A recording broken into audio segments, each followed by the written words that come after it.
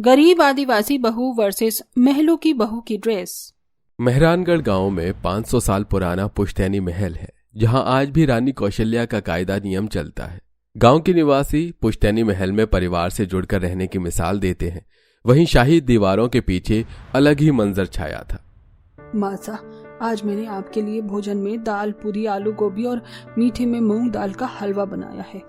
सुलोचना शाही मेज पर पकाया हुआ भोजन सजा देती है, जिसे देख बड़ी बहू मंथरा उपहास उड़ाते हुए सुलोचना, इस शाही महल की बहू बने तुम्हें बरसों गुजर गए, लेकिन आज तक भी तुम्हें शाही व्यंजन पकवान की परख नहीं हुई।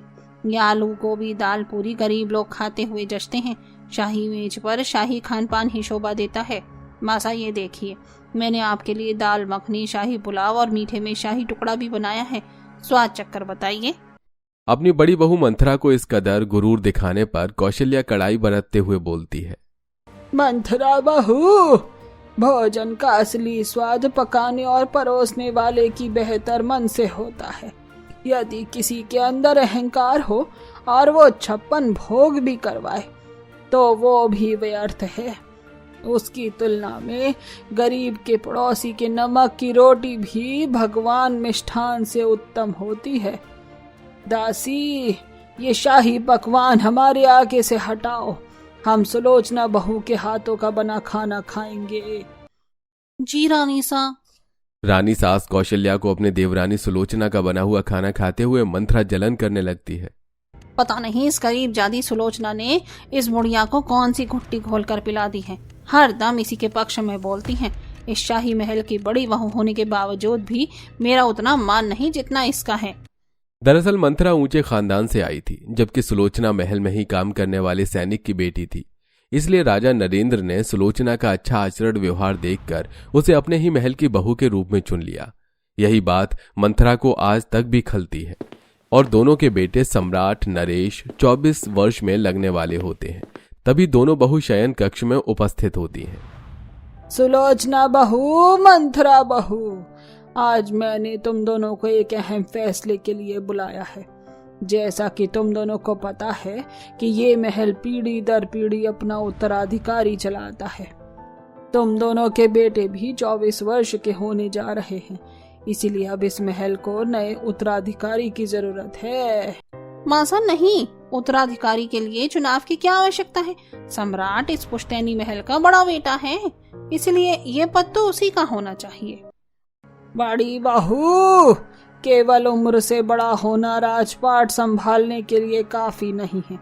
इसलिए मैं ये निश्चय देखना चाहती हूँ कि तुम दोनों में से किसकी बहू इस महल की रीत रिवायत को लेकर चलेगी और परिवार को सदा जोड़कर रखेगी। अब ये मैं तुम दोनों पर छोड़ती हूँ कि तुम कैसी बहू लेकर आओगी। मजा आप देखिएगा, मैं अपने सम्राट के लिए लाखों में एक शाही परिवार से चुनकर बहू लाऊंगी, जिससे हमारी पुश्तैनी रहन सहन पहनावे की परख हो। सुलोचना मंथरा की तानाशाही बातों का जवाब नहीं देती।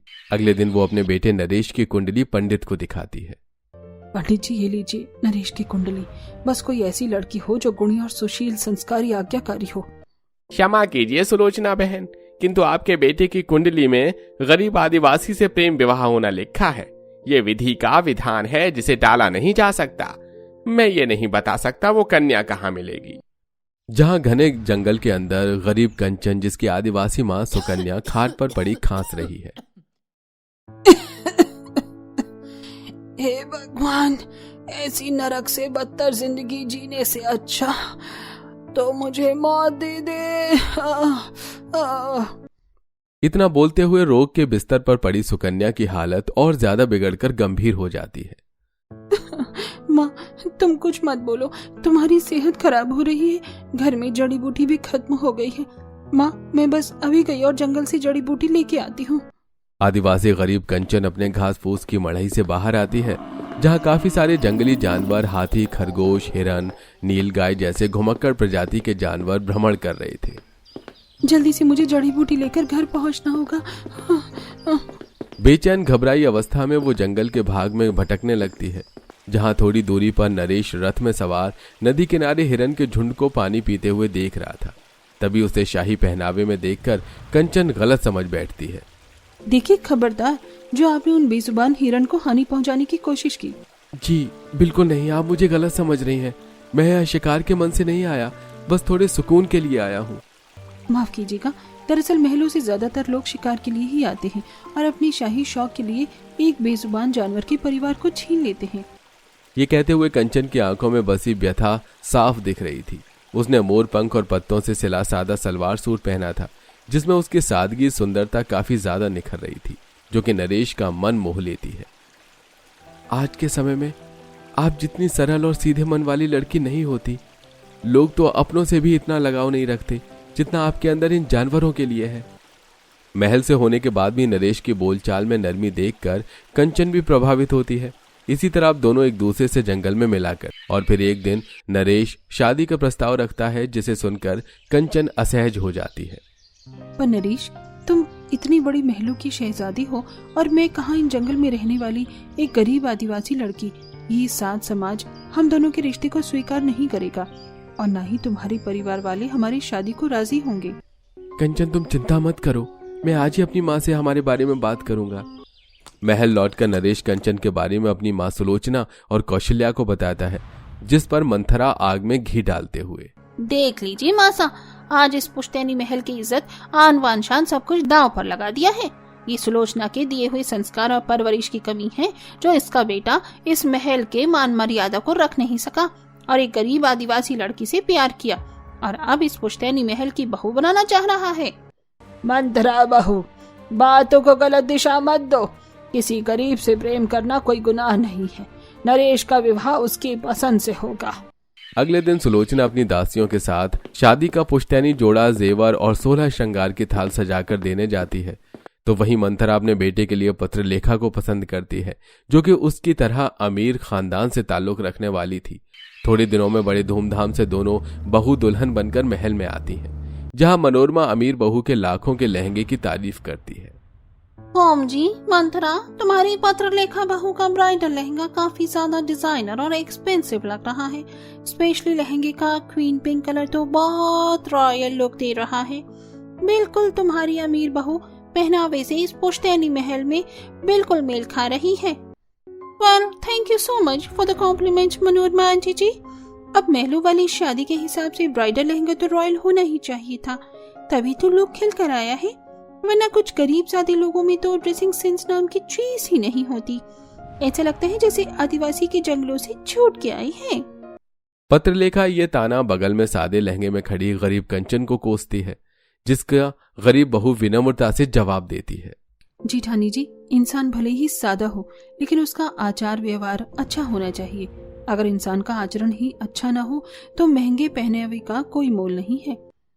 बिल्कुल खरी बात बोली तुमने कंचन बहू। ये ठाट बाट धन दौलत सब कुछ यही रह जाता है, पर इंसान का प्रेम भरा स्वभाव उसके जाने के बाद भी लोग याद करते हैं। तब दोनों अमीर गरीब बहू का शाही गृह प्रवेश होता है। तभी महल के नौकर चाकर बड़ी बड़ी अलमारियां और बड़े बड़े सूटकेस लेकर अंदर आते हैं, जिस पर पत्रलेखा शो ऑफ करती है। इस अलमारी को संभाल कर कमरे में रखवाना, एक भी खरोच नहीं आना चाहिए। बहुत ही एक्सपेंसिव है और इन सूटकेस में मेरी ड्रेसेस हैं, तो इन्हें भी अच्छी जगह में रखना। जी छोटी बहू रानी। तब दोनों दासियां सूटकेस को बड़े कमरे में ले जाती हैं। तभी मंथरा गरीब कंचन के कपड़े की गठरी देखकर ठट्ठा करती है। सुलोचना, तुम्हारी गरीब जादी बहू तो नीची जात के धोबिन की तरह गठरी में कपड़े डालकर लाई हो। कम से कम तुम्हें शगुन में अपनी बहू को एक छोटा मोटा संदूक में भिजवा देना चाहिए था। कपड़े संदूक में डालकर लाती तो इज्जत नहीं करती। गृह प्रवेश के बाद दोनों अमीर गरीब बहू अपने कमरे में आती हैं, जहां पत्रलेखा कमरे में आते ही अलमारी में ड्रेस जांचने लगती है। पत्रलेखा, आज हमारी सुहाग रात है और तुम मुझे छोड़कर कपड़े सेट करने में लगी हो। सम्राट प्लीज मुझे थोड़ी देर दे दो, मैं अपनी सारी ड्रेसेस अलमारी में जचा कर आ रही हूँ। सम्राट काफी देर पत्रलेखा का इंतजार करते करते सो जाता है। वेल, कल तो मेरी पहली रसोई की रस्म है, तो कोई हल्की सी ड्रेस देख लेती हूँ जिसमें मैं कंफर्टेबल होकर कुकिंग कर सकूँ। पत्रलेखा अगले दिन के लिए ड्रेस देखने लगती है। तभी उसमें से उसे सबसे ज्यादा मेट गाला गाउन पसंद आता है। नो, आई हैव डिसाइडेड, मैं कल अपनी पहली रसोई में ये मेट गला गाउन पहनूंगी। इस ड्रेस के साथ ये वाला नेकलेस और इयररिंग मैचिंग जाएंगी। वहीं दूसरी तरफ गरीब बहू पहली रसोई के पहनावे को लेकर परेशान थी। माँ ने मुझे विदाई में ये 2 जोड़ी साड़ी दी है, मगर ये कितनी ज्यादा हल्की हैं। मैं नहीं चाहती कि मेरे पहनावे की वजह से माँ जी को अपमान सहना पड़े। कंचन इसी चिंता में घुला जा रहा था। तभी सुलोचना दरवाजे पर खड़ी खटखट करती है। कंचन बहू, मैं अंदर आ जाऊं? माँ जी, इसमें पूछना कैसा, आइए ना। बहू, जानती हो, जब मैं इस महल में दुल्हन बनकर आई थी तो तुम्हारी दादी सा ने ये साड़ी और जेवर मुझे दिए थे और मैंने इसे अपनी बहू के लिए सहेज कर रखा था, इसलिए अब ये तुम्हारी अमानत है। माँ जी, आप जानती हैं, मुझे कथक रंग की साड़ी काफी ज्यादा पसंद है। उसका बॉर्डर और कढ़ाई की कारीगरी बहुत सुंदर है। दरवाजे के पीछे खड़ी कौशल्या कंचन को साड़ी को खुशी से स्वीकार करता देखकर कहती है, मुझे पता था कंचन बहू पुरानी धरोहर को संजो कर रखेगी। बस कल की परीक्षा के बाद पता चल जाएगा कौन बहू इस परिवार को जोड़ कर रखेगी। अगले दिन तड़के भोर को उठकर कंचन पुश्तैनी साड़ी को सलीके से पहनती है, सिर पर पल्ला डालकर मंदिर में पूजा पाठ करती है। मंगल भवन अमंगल हारी, द्रवहु सुध सरथ अजर बिहारी, राम सिया राम जय जय राम। कंचन जैसे ही पीछे पलटती है तो दादी सास खड़ी होती हैं। दादी सा, आप? प्रणाम, प्रसाद लीजिए। सदा सुहागन रहो बहू, तुम जैसी संस्कारी बहू के आने से इस महल में रौनक लग गई है। नए नकश से लक्ष्मी और आवाज में इतनी मिठास जैसे सरस्वती गा रही हो। यही तो एक गुणवान बहू के गुण हैं। वैसे तुम्हारी जेठानी कहाँ है? दादी सा, जेठानी जी अभी जगी नहीं है। तभी डिजाइनर नाइट ड्रेस पहने हुए पत्रलेखा बुदबुदाते हुए कमरे से बाहर आती है। यार, ये कौन सुबह सुबह घंटा बजाकर कबाब में हड्डी बन रहा है? कितनी अच्छी खासी नींद आई थी। हे भगवान, ये बहू ने किस तरह के बेअदब से कपड़े पहन रखे हैं। मंत्रा, समझाओ इसे। दशरथ सिर झुकाकर चले जाते हैं। तभी कौशल्या भड़कते हुए, पत्रलेखा बहू, लगता है मॉडर्न दिखाने के चक्कर में तुम शर्म लाज धोकर पी ही गई हो। ऐसे छोटे पहनावे मुझे बिल्कुल भी मंजूर नहीं है। तुम केवल इस महल की बहू नहीं बल्कि इज्जत और आन बान शान हो। मैं नहीं चाहती कि मेरे महल की इज्जत में दाग लगे। बासा, आप चिंता मत कीजिए, मैं पत्रलेखा बहू को समझा दूंगी। चलो बहू। मंत्रा पत्रलेखा का हाथ पकड़कर कमरे में लाती है। पत्रलेखा बहू, कल ही मैंने सबके आगे इतनी शेखी भगारी थी और आज तूने मासा के आगे मेरी इज्जत खाक कर दी। मम्मी जी, अगर मेरी ड्रेसिंग सेंस से दादी माँ को दिक्कत है तो ये मेरा मसला नहीं बल्कि उनकी प्रॉब्लम है और मैं किसी के लिए अपना ड्रेसिंग सेंस चेंज नहीं कर सकती। ड्रेस को देखकर पत्रलेखा का निर्णय सुनकर मंत्रा के दांत खट्टे हो जाते हैं। बहू, कौन सा मैं तुझे हमेशा के लिए तेरे मनपसंद के पहनावे के लिए रोक रोक कर रही हूँ। बस एक बार तू अपनी दादी सास का दिल जीत ले, उसके बाद सम्राट इस महल का उत्तराधिकारी बन जाए और ये महल उसके नाम हो जाएगा। तब तू अपनी मर्जी का पहनना। फाइन मम्मी जी, अब देखिए कैसे मैं इम्प्रेशन जमाती हूँ अपना। शाबाश, ये की ना तूने मेरी बहू वाली बात। अब फटाफट से ये साड़ी और ज्वेलरी पहनकर तैयार होकर बावर्ची खाने में आ जा। पत्रलेखा कई बार साड़ी पहनने की कोशिश करती है, लेकिन भारी होने के चलते उसे प्लेट्स नहीं बन पाती। ओह गॉड, फिर से प्लेट्स खुल गई। एक तो ये साड़ी इतनी ज्यादा हैवी है कि मुझे बांधे ही नहीं जा रही है। मैं क्या खा के इस महल की जिम्मेदार बहू बनूंगी? साड़ी को अच्छे तरीके से सेट करने के लिए पत्रलेखा जगह जगह से पिन लगा देती है और रसोई में आते लड़खड़ा जाती है। दादी माँ, मैं आ गई, बता दीजिए क्या बनाना है। बहू, पहले तो अपनी हाई हील्स बावर्ची खाने के बाहर उतार के आ। रसोई में चप्पल वर्जित है। ओह गॉड, पता नहीं इस महल में कितनी फालतू की रिचुअल बनी हुई है। तब अमीर बहू चप्पल बाहर उतार कर आती है, जहां बावर्ची खाने में खाना बनाने की सामग्रियां बर्तनों में सजा कर रखी हुई थी। चल बहू, ऐसा कर तू शाही पकवान में मीठे मालपुए बना ले। मीठी मालपुए? मुझे तो पता ही नहीं है मीठा माल बनता कैसा है। क्या हुआ पत्रलेखा, तुम्हें खाना पकाना नहीं आता क्या? नहीं दादी साहब, मुझे सब बनाना आता है। तो फिर पकवान बनाना आरंभ करो। वहीं सूजी मैदा सब कुछ रखा है, दूध में मैदा घोल कर बनाओ। जी दादी साहब। ओह गॉड, मुझे तो पता भी नहीं चल रहा इसमें से सूजी कौन सा है मैदा कौन सा है। जब मैं इसी चीज की परख नहीं कर पा रही हूँ तो पुश्तैनी पकवान क्या खाक बनाऊंगी। पत्रलेखा के चेहरे पर परेशानी देखकर कंचन समझ जाती है कि उसको कुछ भी बनाना नहीं आता। जैसे ही सब लोग बावर्ची खाने से बाहर जाते हैं तो वो उसको मालपुआ की विधि बताती है। जेठानी जी, मैं जानती हूँ आपको मालपुआ बनाना नहीं आता, इसलिए मैं आपको सिखा रही हूँ। दूध के अंदर सूजी मैदा को अच्छे से घोलना है और फिर उसमें काजू मेवा मखाना काट कर डाल दीजिए।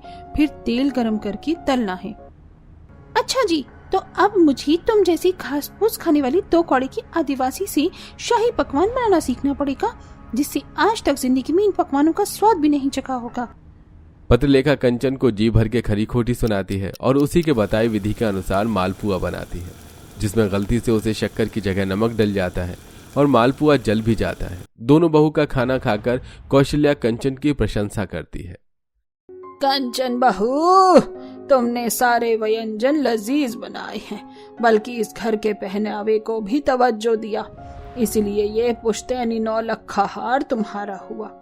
बाकी पत्रलेखा बहू, तुम्हारे हाथ पकवान बनाने के मामले में बहुत ही ज्यादा खिंचा हुआ है, तो तुम्हें हाथ बिठाने की जरूरत है। इतना महंगा 9 लखा हार सुलोचना की आदिवासी गरीब बहू को मिलते देखकर मंत्रा पत्रलेखा जलकर खाक हो जाती है। पत्रलेखा गुस्से में कांच का गुलदस्ता तोड़ देती है। मैंने इतना एफर्ट लगा के इस बुढ़िया के लिए मालपुआ बनाया और उसने मेरे आगे ये एक्सपेंसिव 9 लखा हार उस गरीब को दे दिया। बहू, इससे पहले कि मासा ये पुश्तैनी महल भी उस गरीब के हक में डाल दे और हम दोनों सास बहू हाथ मलते रह जाएं, हमें दांव चलना होगा, पर ऐसे गुस्से से नहीं। दोनों सास बहू आपस में साजिश रचती हैं और सारे जेवर कौशल्या के कमरे में से निकालकर गरीब कंचन के कमरे में रख देती हैं। और जब कंचन के कमरे में वो जेवर मिलते हैं तो कौशल्या का मन टूट जाता है। देख लिया आपने मासा, आपने इस गरीब आदिवासी का मान सम्मान गहने जेवर क्या कुछ नहीं दिया, पर इन जैसे गरीबों की तो फितरत में ही यही है, जिस थाली में खाओ उसी में छेद करो। नहीं दादी साहब, मेरा यकीन कीजिए, मुझे इन गहनों का कोई लोभ लालच नहीं है। मैंने ये गहने नहीं चुराए। मासा, अब आप सोच क्या रही हैं? अगर आज भी आप चुप रह गईं तो पीढ़ियों से चला आ रहा इस महल का कायदा कानून सब टूट जाएगा। कौशल्या अपने मन को कठोर करके सुलोचना को उसके गरीब आदिवासी बहू बेटे के साथ महल से निष्कासित करने का फैसला सुनाती है। अभी के अभी तुम इस महल से चले जाओ। जाते हुए सुलोचना कंचन कौशल्या के पैर छूकर महल से निकल जाती हैं, जहां जंगल में चलते हुए नरेश सुलोचना के पैर में कांटे चुभ जाते हैं। मेरे पैर। माँ, आप ठीक तो हैं? ये कांटे कैसे लग गए? माँ जी, आज मेरे चलते आप दोनों को भी महल छोड़कर जंगल में भटकना पड़ रहा है। बहू, इसमें तेरा कोई दोष नहीं। कितने अरमानों से मैं तुझे अपने महलों में दुल्हन बनाकर लाई थी और आज तुझे उन्हीं कांटों में ले आई हूँ। माँ जी, अगर आप दोनों मेरे साथ हैं तो मेरे लिए ये जंगल भी महल के जैसा है। सीता जी भी तो महल की बेटी थी, लेकिन उनके भाग्य में भी विवाह के बाद वनवास भोगना लिखा था। अब जंगल में ही लकड़ी पत्तों की कुटिया बनाकर गरीब आदिवासी बहू अपने सास और पति के साथ रहन सहन करती है। जंगल के साग पात कंदमूल फल से वो भरण पोषण करती है। अब खर्चों के लिए कंचन गांव के लोगों के कपड़े सिलने लग जाती है। अपने बीच में रहने के बाद गांव वाले कंचन के स्वभाव की सराहना करते हैं। काकी, ये मैंने आपका सादा ब्लाउज सिल दिया है, काज बटन और तुरपाई भी अच्छे से की है। आपके 200 रुपए हो गए। बहू, ये लो पैसे। तुम्हें देखकर कोई नहीं कहेगा कि तुम महल की बहू हो। स्वभाव में इतना ज्यादा सादापन है। वैसे 2 दिन बाद महल में उत्तराधिकारी की घोषणा है। ये कपड़े मैंने इसीलिए बनवाए हैं। तभी मंत्रा पत्रलेखा महल के द्वारपाल से उनको आयोजन में आने जाने का न्योता भिजवाती है। दोनों सास बहू ने घास फूल पत्तियों की प्लेन साड़ी पहन रखी हुई थी। माँ जी, मासा ने हमें बुलाया है तो हमें चलना चाहिए। आखिर उस महल से हमारा रिश्ता है। नहीं बहू, जिस अपमान के साथ हमें उस महल से निकाला गया था, उसके बाद हमें उस महल में अब नहीं जाना। और वैसे भी मेरा दिल कह रहा है कि उन दोनों सास बहू का ही छल कपट है।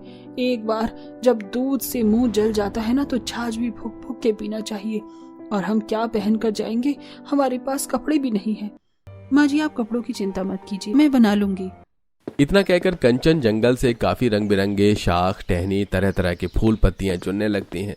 तभी जंगल में मोर के पंखों को गिरा देखकर उसे भी ले आती हैं, जिसे वो अपने लिए बहुत ही सुंदर सा घेर वाला मोर पंख वाला रानी गाउन बनाती हैं। और उस पर ताज़े फूलों को टोक देती हैं और फिर अपनी सास के लिए छाल और शाख से साड़ी बनाती है और पति के लिए भी शाखाओं से शाही कपड़े बनाती हैं। जैसे ही गरीब बहू मोर पंख फूल पत्तियों से सिला गाउन पहनकर महल के दरवाजे से शाही कालीन पर चलते हुए अंदर पहुंचते हैं तो गांव के हर एक निवासी की नजर उनकी ड्रेस पर जम जाती है। वहीं अपने महंगी ड्रेस में भी पत्र लेखा फीकी नजर आती है। देखो तो इस सादे फूल पत्तियों के पहनावे में भी इस गरीब आदिवासी बहू के परिवार वाले कितने जच रहे हैं। सादगी हो तो ऐसी। बड़ी रानी के बाद यदि कोई इस महल को जोड़ कर रख सकता है तो केवल यही है। सभी के तर्क को सुनकर अंत में कौशल्या ऐलान करती है, आप सभी ये तो जानते हैं कि आज इस महल का नया उत्तराधिकारी चुनने के लिए राज दरबार लगाया गया है। लेकिन इस महल का नया राज दरबार सम्राट नहीं बल्कि नरेश और उसकी पत्नी कंचन है। मासा, आप ऐसा कैसे कर सकती हैं? मैंने बरसों से इस दिन के लिए इंतजार किया है।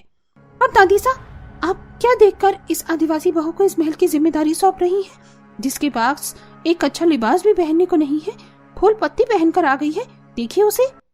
पत्र लेखा बहू, इस महंगे पहनावे उड़ावे का कोई फायदा नहीं जब इंसान मन से काला हो।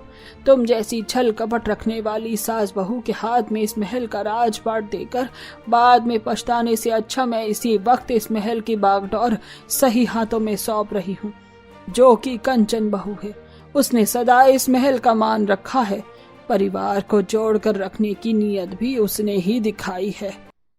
आखिरकार दोनों अमीर सास बहू अपनी नीयत में खोट भरे होने के चलते हाथ मलती रह जाती हैं। वहीं गरीब बहू कंचन सुलोचना को महल में खोया हुआ मान सम्मान वापस देकर लाया जाता है।